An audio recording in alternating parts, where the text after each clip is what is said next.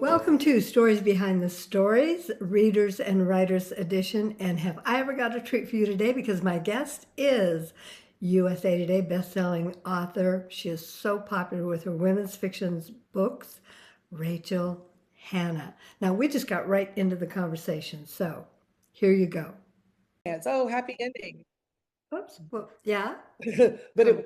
it wasn't a happy ending because at the end of the book, after she falls in love, I killed her teenage daughter and then went the end. And I look back at that now and think, oh my gosh, I really didn't know what I was doing. You were But just, anyway. you were writing a book. That's I what you was, were yeah, doing. I thought, well, this will be a plot twist, Yeah. but people still read it and some people gave it good reviews. Some people were like, this woman's crazy. But it's Yeah. like, But you know what? There are some readers who are always going to say we're crazy. So we get yeah. used to that, don't I we? didn't realize romance meant happily ever after. Don't kill off their teenager at the very end of the book. Yeah. So, And well, you live and learn, never kill off whatever. the dog, whatever you Yeah, do. never touch the dog. Never touch the dog. No. Well, let's talk about plot twist. Let me just give you my take on a description of your writing because I love your writing, Thank and you.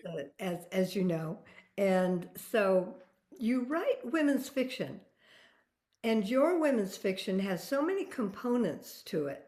And I love that. So a lot of times when we read a book, like we know where the plot is going. And we like the journey and we love the characters and we want to get there. But yours do have plot twists that I absolutely love. Now, not killing the daughter maybe, but I promise I'm not going to do that anymore. I know. But you write clean women's romance, and it's also, so we know what that's like usually, but yours also are, they're sweet, they're romantic, they're family saga, and I love how the ending often doesn't go where we thought it was going to go. It goes to a great place, like we thought it was going to go here, but it goes here. And I love that about your stories. Does that make sense to you? Am I describing that very well? Yeah, I think so. I mean, I try to. Because we do all kind of know where a lot of these stories go. But if you've ever watched a Hallmark movie, Yeah. like Yes. we can pretty much, we know kind of how that goes.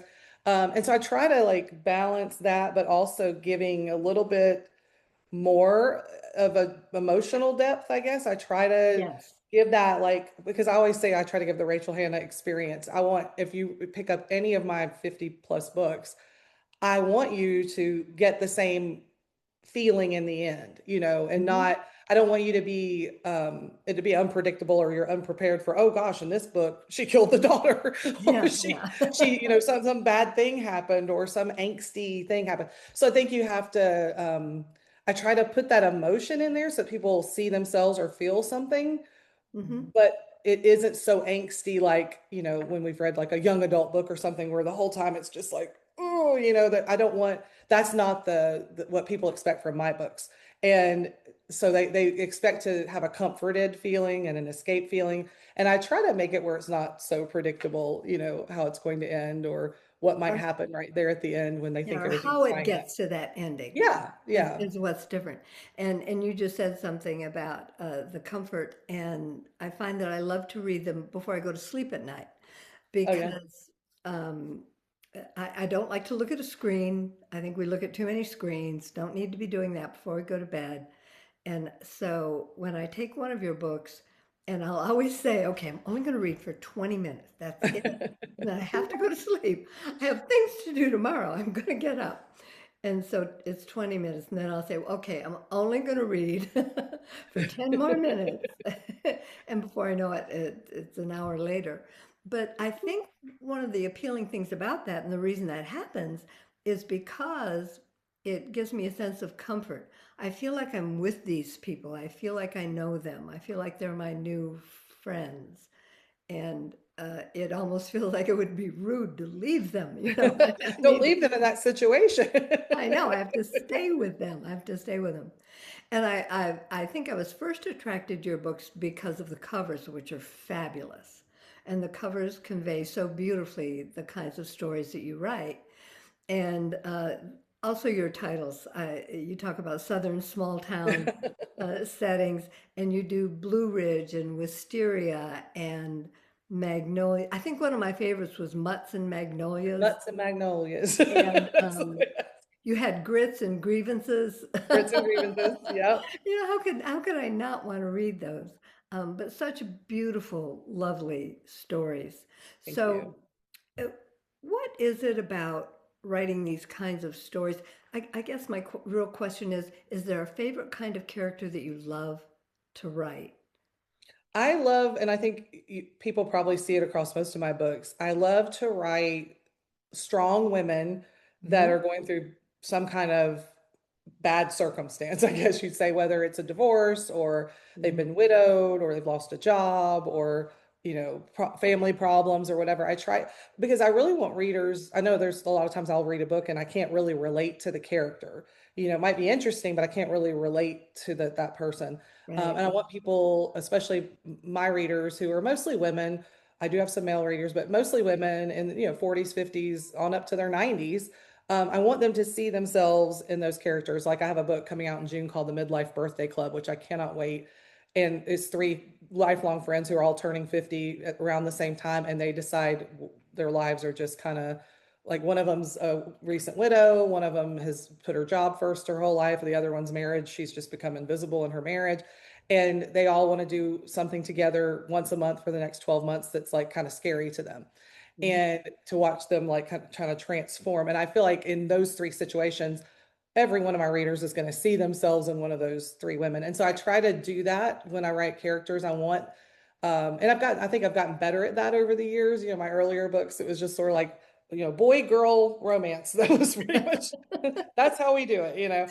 But, and a lot of people still write that way. It's like, here's the trope and here's the boy, here's the girl. That's the trope, whatever. And they And that's kiss at the fine. end. There. Yeah. Yeah, that's it. But I try to really put some reality, I guess, in there. And so, and it's funny to me because like most people will tell me at book signings or anytime that the book they found me on was The Beach House. That was after 8 years of publishing, that was my breakout, was The Beach House. And if people come through there, they typically just read everything.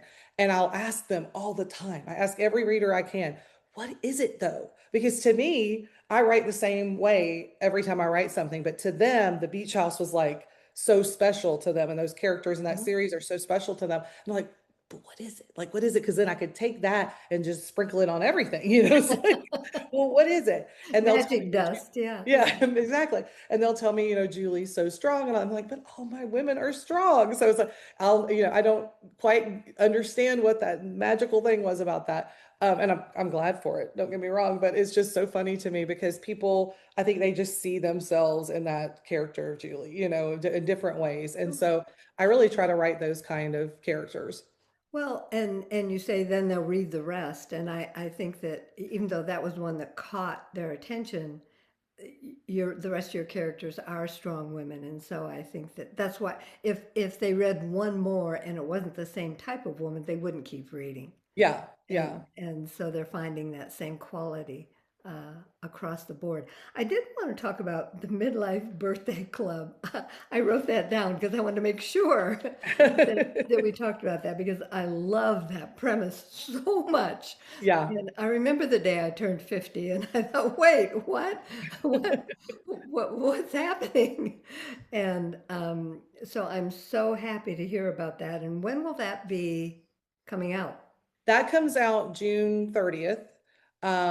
And yeah, I'm 53. So but my brain is 16, which is my body's 105, but my brain is 16. So yeah, and I think for a lot of people, it wasn't super jarring. I think my 40 was probably more jarring than 50 because I think when I hit my mid to late 40s, I just stopped caring what anybody thought about me.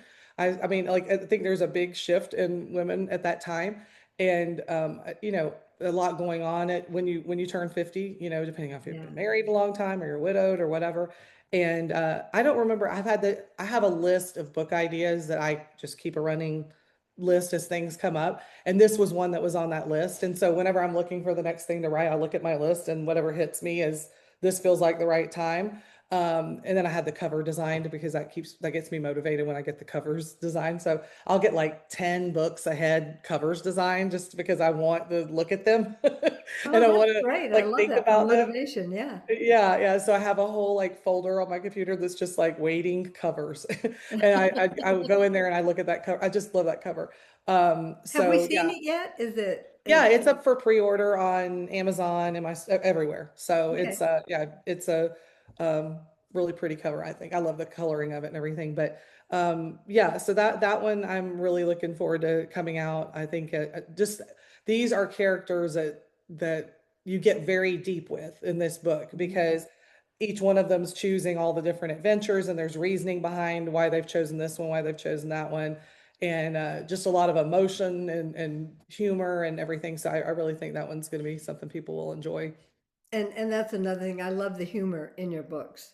And I love the way that you weave it. And every now and then a character will say something and I'll read the next sentence and I'll go, wait. That's what it's like talking to me in real life. Wait, that was really funny.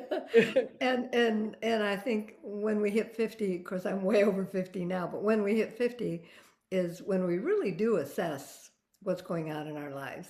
And if you Yeah. don't have a sense of humor, you're not Yeah, going to you're not gonna make get it. through much.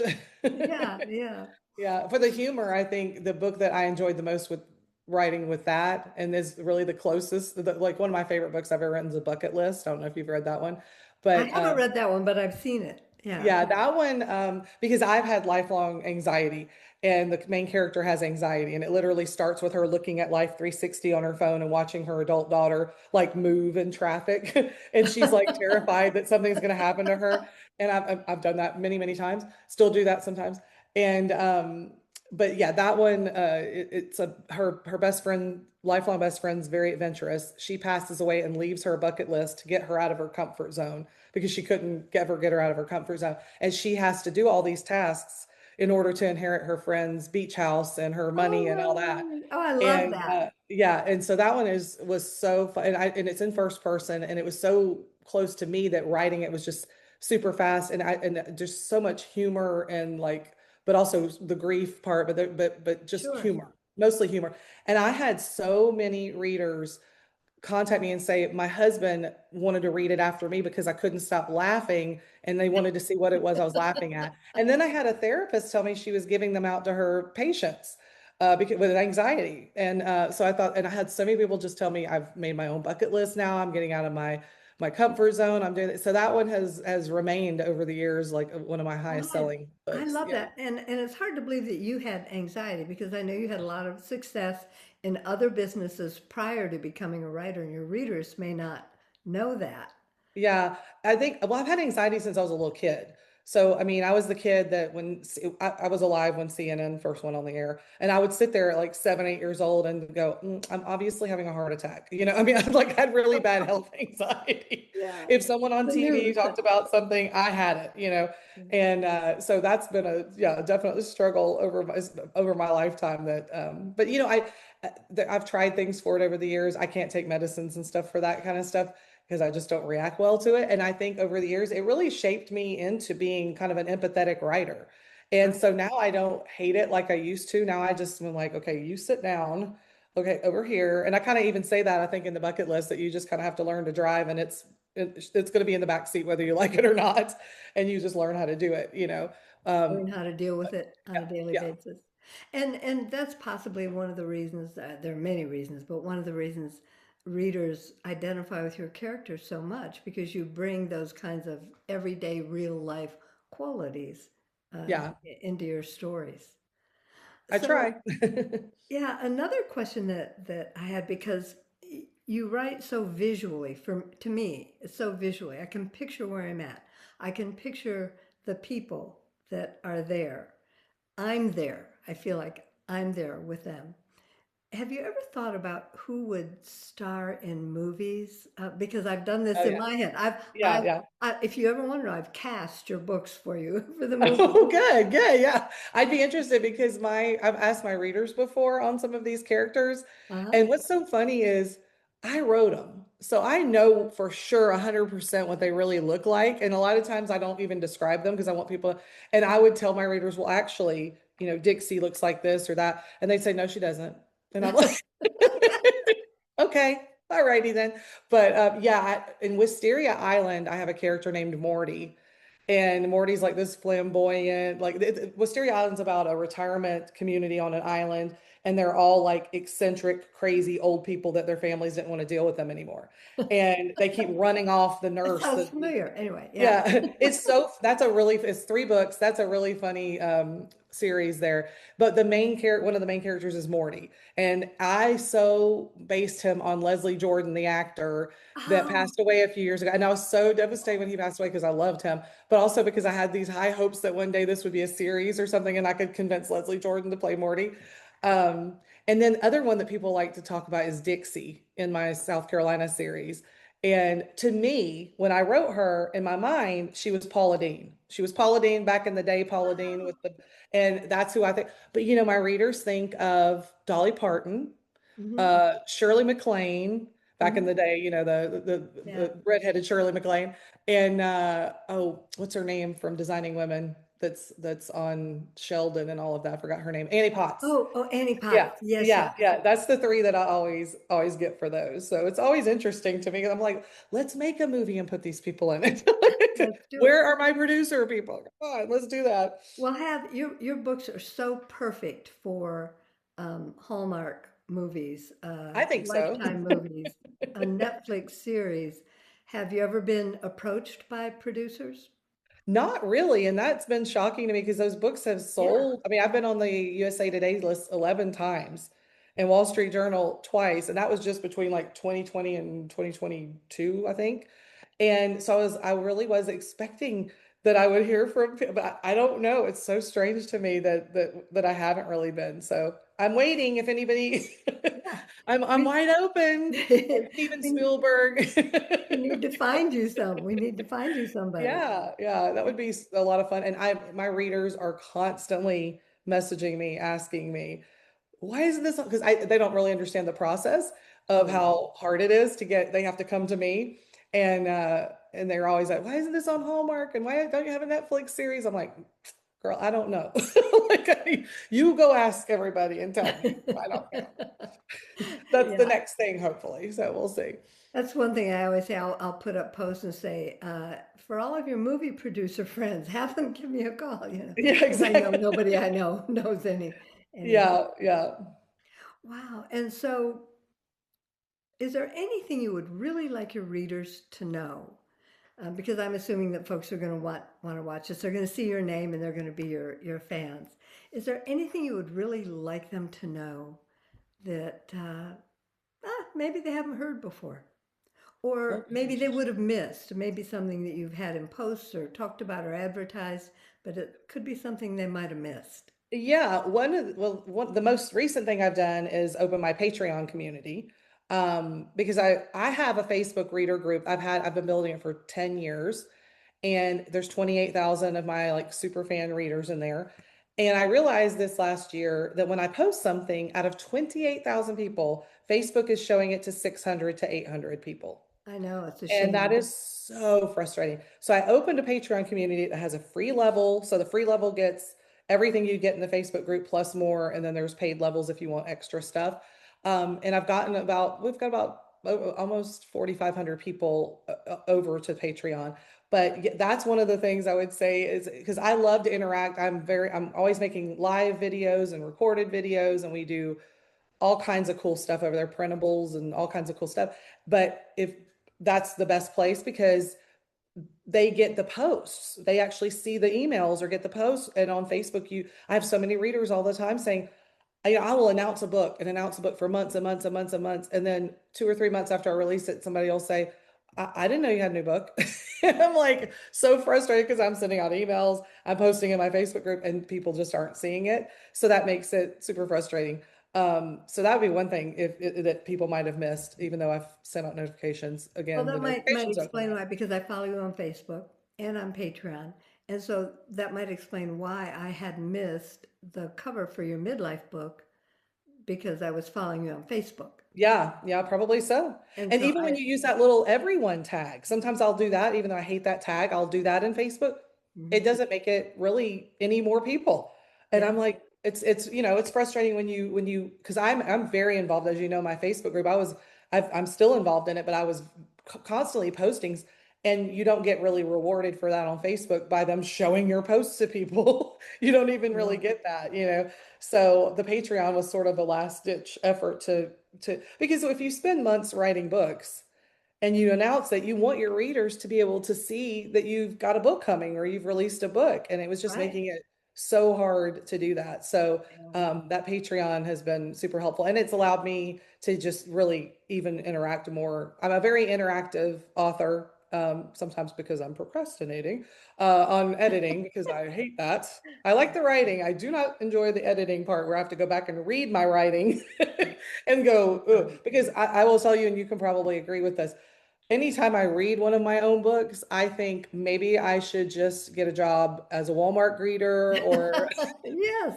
making hash browns at Waffle House does not sound bad. I like Waffle House. Like sometimes I'll read someone else's book or a really popular book and then go, oh, I should go do something else with my life because I don't measure up to that. And Rachel, But I've heard so many authors say that, yeah, that it's we're so pretty common, critical. We're so imposter critical of syndrome. ourselves. And I do that too. I'll read one of your books or somebody else's book and go, oh yeah. I It's want to funny. talk just a little bit more about Patreon though, because I think there are a lot of people who don't know what that is. Yeah, And they hear about things like Patreon and Substack and some others, and they think you have to pay money in yeah, order to follow someone. And that's not true. And you said it, there is a free level. And just, I want to make sure people know that they don't have to pay in yeah. order to follow you on Patreon and to get the messages and to see everything that you're doing. Yeah. Yeah, on my Patreon, which is called the Front Porch, and I have a free level, which Love is you that. get all my announcements, all my like cover reveals that you get. A lot of times I do like live videos. I'll just pop on and answer questions, or I'll like just a couple days ago I did a walk around of my house and was showing like the flower beds we're working on and the cows that live next door and stuff like that. So I do a lot of that stuff. I also do giveaways quite frequently, and I always include everybody, whether you're on a paid or free level, in those giveaways. And then there's optional levels. I have a $5 level a month, $5 a month, $10 a month, $20 a month. And it just depends on if you want those things, that you get extra stuff. You might get extra printables, monthly planners. We have a level where you get interactive, like character letters, digital letters between characters from different series. And in those letters, you get recipes and stuff like that. And then my top level, you get a letter like an encouraging letter every month in the mail from me that I sign. And we usually include some stickers and things like that in there. Um, so yeah, it's just a place where like you can be in community. For my Patreon, I also have private chats that the readers can talk to each other. So like think about just texting on your phone. So we've got a chat for just talking about my books. We've got a chat for just life. So you can post pictures of your garden and your dog. And here's something that I'm doing this week, or here I am on vacation. And then we have a prayer chat or good thoughts or prayers or whatever you do. And you can ask for people to, pray for you or send good thoughts for my job interview, or you can, do that for other people. So it's a great way for the readers themselves to get in there and make friends and meet up in real life sometimes or whatever they want to do. So it's really a community. Patreon is who hosts it. It's a safe place to, a big company you can trust. But mine is called the Front Porch, and then we've got the levels if you want to be on any of the paid levels. So And the front porch is such an appropriate name for that because that's what it feels like. It feels like you're sitting there in a rocking chair on the front porch, yeah. just Yeah, talking and to some. we post a lot in there. My daughter helps me with that because she's my assistant. And we try to really keep, make sure we're posting plenty in there for people. Lots of polls, lots of voting on different things, and sometimes we'll post, coloring sheets or word searches or whatever, like just all kinds of different stuff. So we try to make it a fun place to go. So you're doing what you're doing is something I heard in a seminar I was in just this past weekend, and the speaker said when we communicate with our readers, we want to make sure they feel noticed rather than just notifying them. Yeah, Like, here's my new book, buy it. right, That's right. all I want you to do. You've really built a community, and you honestly do notice your readers. Oh, And definitely. I There's appreciate readers I've had with me literally since the beginning in 2012.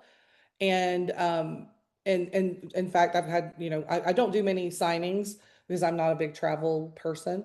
But I did a local signing here recently, and I had readers that, came from like 6 hours away just to meet me and then turn around and go right back home.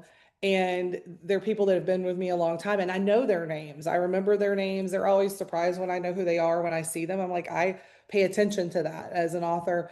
And really, there's been a big push in the last year. I've heard a lot of authors talking about building a fan base or fandom or whatever. I've just been doing that since like 2016, even before I showed my face. I didn't show my face till 2019. And that was only because I didn't want my own family reading my books because because I was just like, I don't know that they're that good, and I really don't want them to give me their opinion.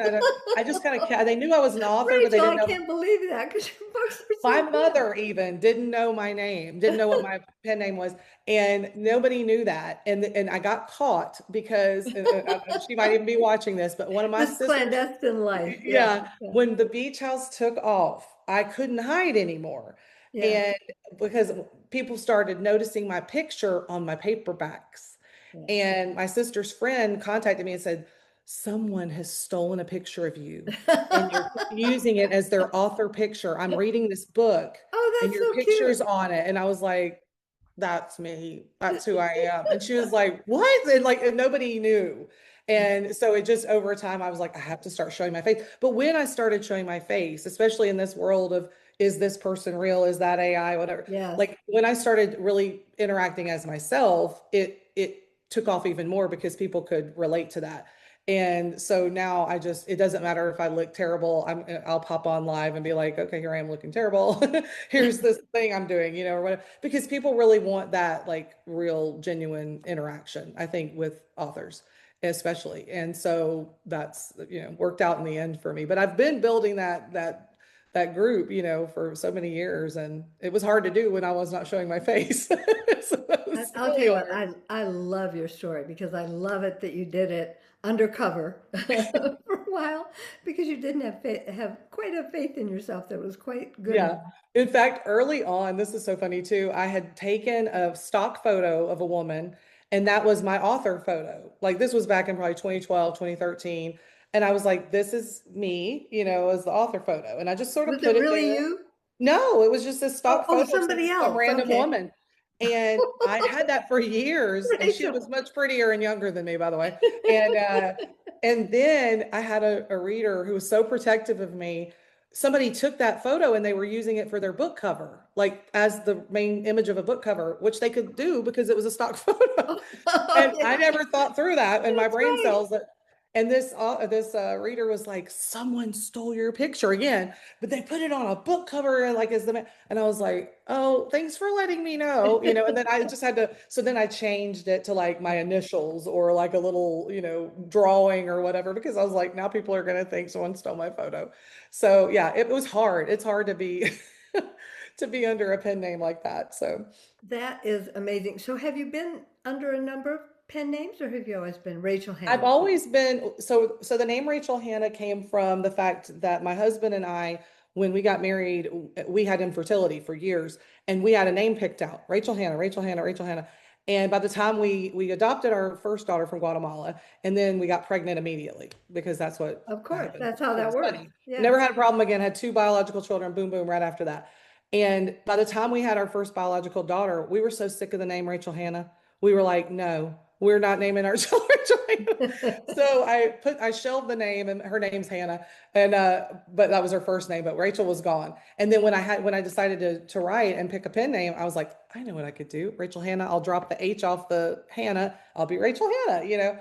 And so that's where that came from. And over time, when I first started, I did have other pen names that were in other genres that I just fell by the wayside over the years that I wasn't really interested in pursuing. And then Rachel Hanna just kind of kept writing books and writing books. And I don't know. I look back now and think, how did I write that many books? Like Yeah, it because you just seems have like how many? 50, 40, I think 50? it'll be 54 when the two that come out this year. I think I'll be up to 54 by the end of the year. Yeah. Oh my goodness. And have you ever been with a publisher or has it always been self-publishing? So I've had one trad book, and that was just a couple years ago because they approached me. That book's called Happy Harbor. Um, but I never. I love self-publishing. I like controlling everything. I think my Yeah. type A personality. And I was not somebody who ever queried an agent. Like I have an agent now that like approached me, after the beach house, but I never queried an agent. I've never sent a letter to a publisher. I've never done any of that stuff. And if I thought I had to, I probably would just quit because I'm not, I really, and this is going to sound terrible, I only care what the reader thinks. I do not care what anybody in any office building or cubicle or anything thinks about what I do. I only care if my reader loved it, if my reader would love this, if this is going to be that experience they expect from me. I do not care about anything else. And so I don't do well in those managed situations as I do just doing my thing. I know what I'm doing for my like particular reader group just because of how long I've done it and how much I interact with them. I think if you don't interact with your readers like that, you don't really know what they want from you. But Mhm. if you have been doing that for a long enough time and you've been publishing long enough, you tend to just know they're going to like this. They may not like this character at the beginning, but they're going to love this character at the end. You know how to kind of massage that. And so I've only had that one experience with traditional publishing. Oh my goodness, I love what you said about how you care about the reader more than someone in a building somewhere. Yeah. And Yeah. I think that's so important. I think that's a really nice way to wrap up what we're talking about here because it's such a nice message to your readers that they're the ones who matter to you. Yes. Yeah. So, is there anything else you'd like to say to your readers or to anybody out there? Maybe there's some folks who'll see this who aren't familiar with you yet. Anything Yeah. as we wrap up? Yeah, I mean, I would say I write all Southern books. So if you love Southern books, I only write Southern books. I get messages all the time. Could you write one here? Nope. It's Southern, mostly Georgia, South Carolina. And I only write at the beach or in the mountains. There's no city books coming from me or any of that kind of stuff. So if you like comfort books, if you like books where like I hear this all the time, the characters become like friends and family Yep. and you want to know what they're doing in between, all the books and things like that. That's what I write. So if you're looking for that kind of escape reading, that would be me. So hopefully you'll check them out if you haven't done that before. And that is you. And that is what I love so much about your books. And I thank you for taking Thank you. time. Thanks for having me on. Yeah, thank you for being with us today. And we'll see you later. I can't wait to see that new book, to read that. Yeah.